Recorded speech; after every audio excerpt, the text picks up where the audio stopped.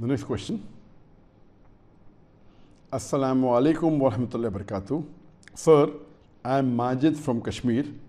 I am a student and a big fan of you. Is it a contradiction in Sahih Bukhari about the number of wives that Prophet Sulaiman alayhi salam had? As there is a same narrator Abu Huraira radiallahu an in all these hadith. 100 wives or 90 wives or 70 wives or 60 wives is attribute to Sulaiman alayhi salam in this hadith.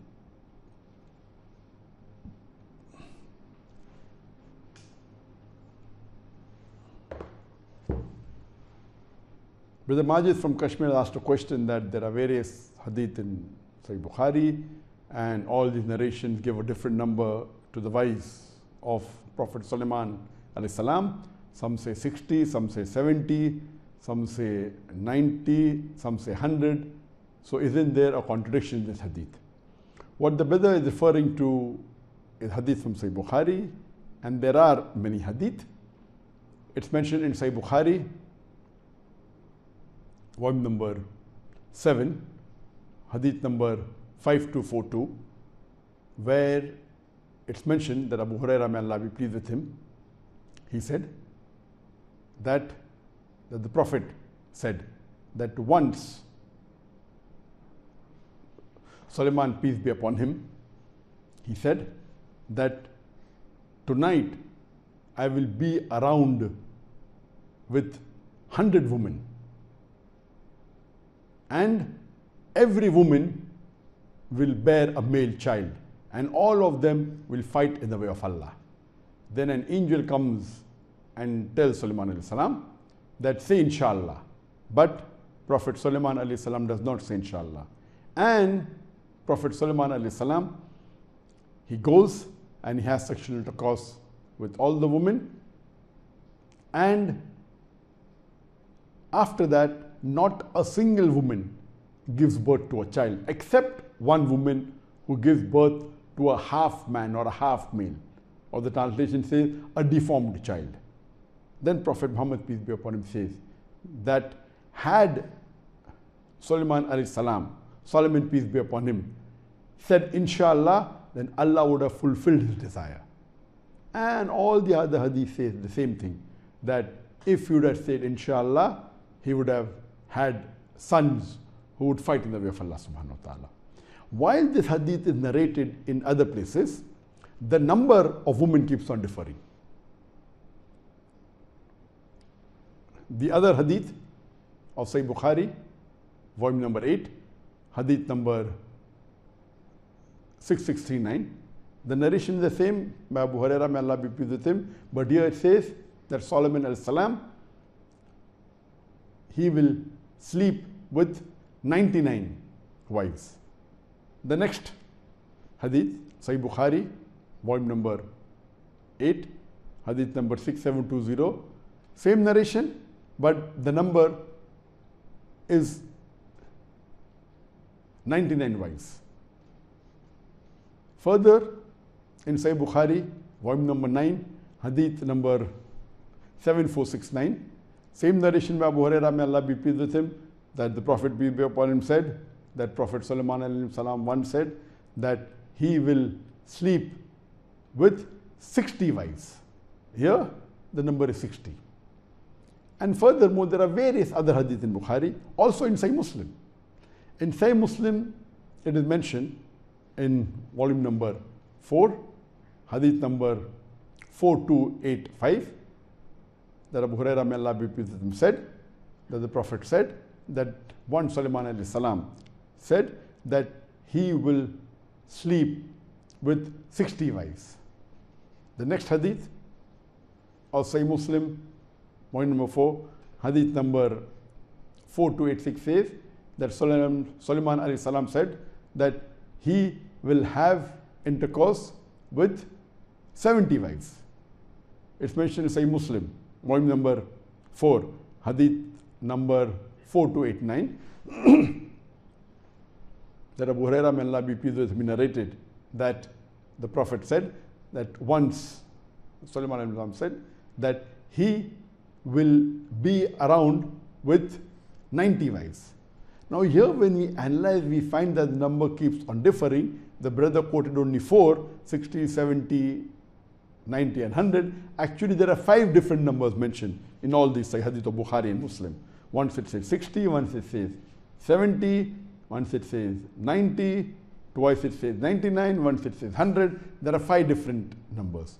What is to be noted that the Arabic word used in all these hadith is marra. Now marra means woman, does not mean a wife. But the translator, they have translated many times that wives, sometimes they have left it as women. The Arabic word for wife is zawj. If it was zawj, it's a wife. Marra means a woman. If it was said my woman also, it can be considered to be wife. So here the word used is marra, means only a woman. And Hafiz ibn Hajar, may Allah have mercy on him, he writes in the Sharah of Bukhari, in Fathul Bari, and he gives the reasoning. He says that all these numbers that are different, he says the main purpose was just to show that there were many wives. And since the word used is woman, he says that when it says 60, it can refer to he had 60 wives and the remaining were women which the right hand possessed, or concubines. And previously it was allowed, besides your wife you could have intercourse with the woman which your right hand possesses, or concubines. So Hafiz ibn Hajar, may Allah have mercy on him, he said when he mentioned 60, it can mean that 60 were the wives and remaining were the women which the right hand possesses. When it says 70, 70 is a word used in Arabic, even 7, to denote several, many. So when it says 70, it means many, several. When it says 90, maybe the narrator wants to round it off to a lower round figure as 90. When it says 100, maybe he wants to round it off to the higher value as 100. So these are the explanation that is given by Hafiz ibn Hajar Asqalani.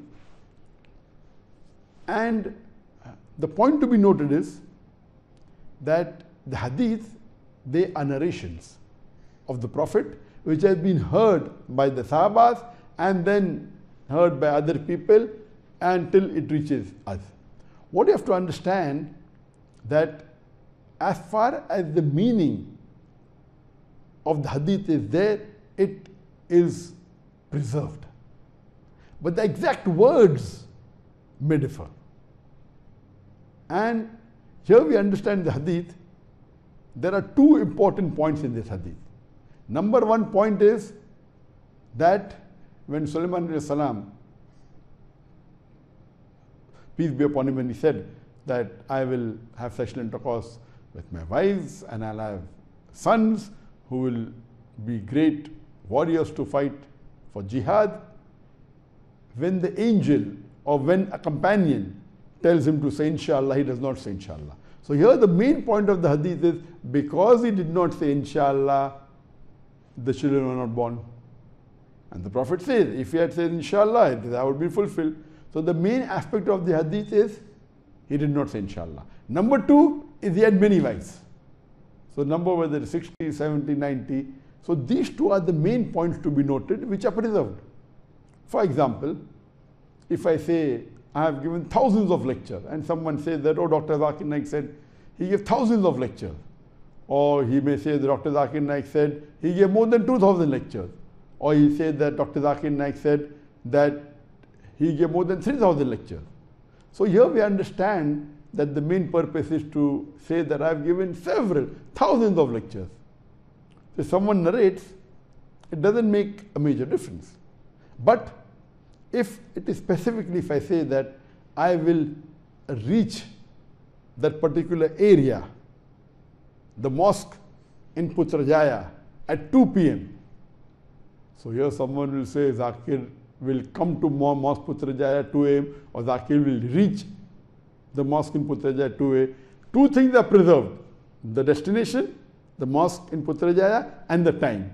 Whether I say he will come, he will reach, these words don't matter much. So the main meaning of these hadith, as long as it is Sahih, and this hadith is Sahih of the highest category. It is in Bukhari and Muslim, muttafiq alayh. It of the highest category. It is in Bukhari and Muslim, muttafiq alayh. It is Bukhari and Muslim, the highest category. So what you have to understand that the hadith, when they're narrated, the meaning is preserved. For example, when the Prophet said that pray 2 rakat salah for the Fajr salah. Here you will never find the Prophet saying 3 rakat salah or 5 rakat salah. Always it will be 2. Because the meaning is preserved. But in cases of Sulaiman alayhi salam, he wanted to denote a large number, which is denoted. He did not say inshallah, which is conveyed. So you have to understand that when the hadith are narrated, the meaning is preserved. There are cases in which every word is also preserved. There are hadith which are mutawatir hadith. A mutawatir hadith is a hadith has been narrated by umpteen numbers of narrators at every stage. At every stage, in every generation, there are umpteen numbers, 30, 40, 50 have narrated. More than 10. It's of 2 categories. One is mutawatir in meaning, one is mutawatir in words. Mutawatir in meaning means the meaning is preserved, the words may alter here and there. Like what we saw in the hadith of Sulaiman alayhi salam. The meaning is preserved, but the numbers may change here and there. But if it's mutawatir in words, every word is preserved. So there are mutawatir hadith even in words, where the words are preserved. But generally, when hadiths are concerned, you should understand that the meaning is preserved, so that a deen is preserved. But minute details, normally when someone narrates, we take care of the main element. The other elements may change, and that's what happens in our day-to-day life. When I have to convey the message from someone to the other person, the main elements are preserved. The others may change here and there, and that doesn't make the message differ. So that point should be noted, that these things are there in the hadith, that the message is preserved, alhamdulillah. That's how